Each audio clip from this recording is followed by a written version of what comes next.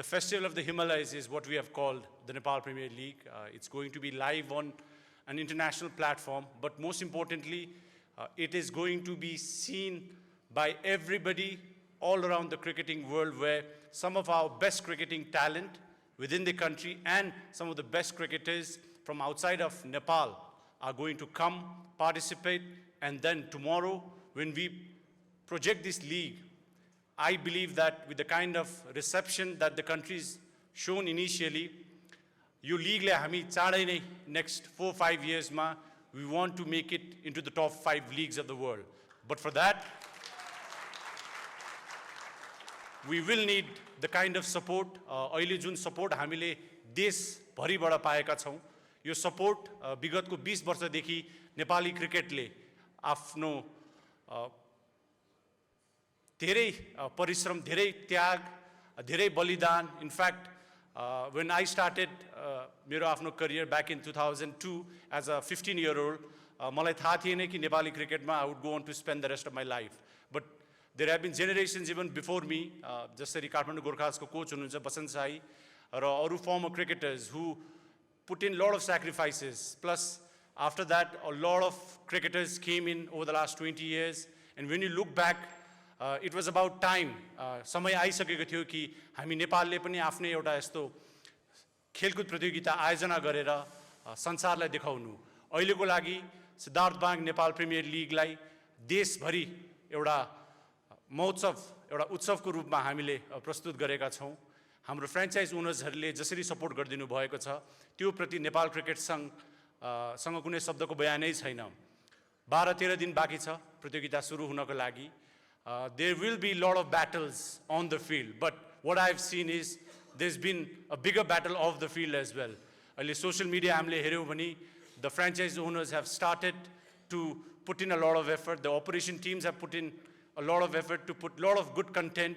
We have gotten some of the best management group in the world to come associate with Cricket Association of Nepal, and most importantly, this platform is for the most important stakeholders जुन नेपाली क्रिकेटको भनेको हाम्रो खेलाडीहरू, हाम्रो प्रशिक्षकहरू हो.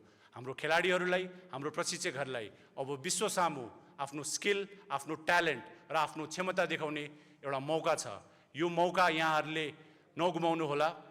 Expectations बढेको छ. Expectations बढे सँगसँगै सबभन्दा महत्त्वपूर्ण के हो भन्दाखेरि हामीले अहिले सपोर्ट गर्नुपर्ने भनेको हाम्रो खेलाडीहरूको यो प्रयासलाई हो. किन भन्दाखेरि आज हामी जुन स्टेजमा छौं, यो स्टेजमा आउनको लागि धेरै जस्तो प्लेयर्सहरूले चाहेर या नचाहेर पनि आफ्नो सम्पूर्ण जीवन कालै बिताएर यो स्टेजसम्म आइपुग्दाखेरि some of the players who played a very important role, or some of the important coaches who were part of the cricket system, are not even here today.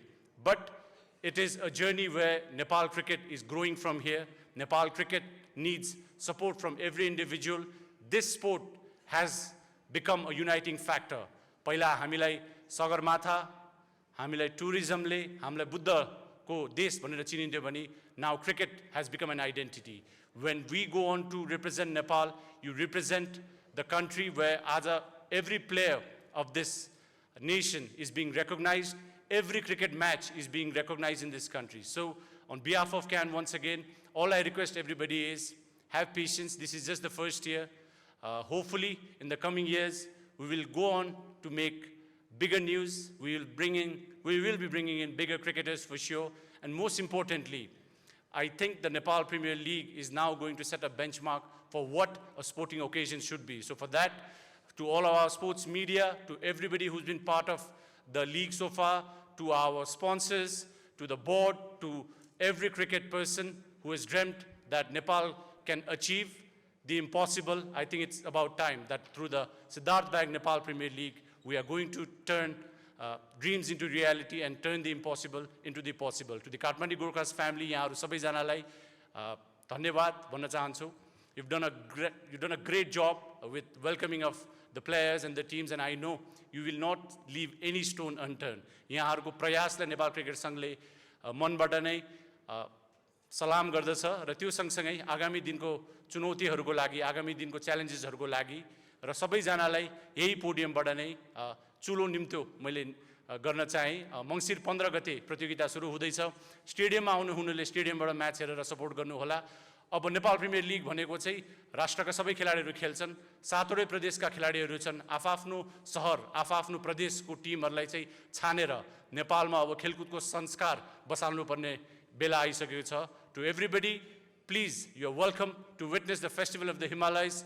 Come 30th of November, we will be opening doors where we want to show the world what Nepal cricket is capable of, what Nepal is capable of.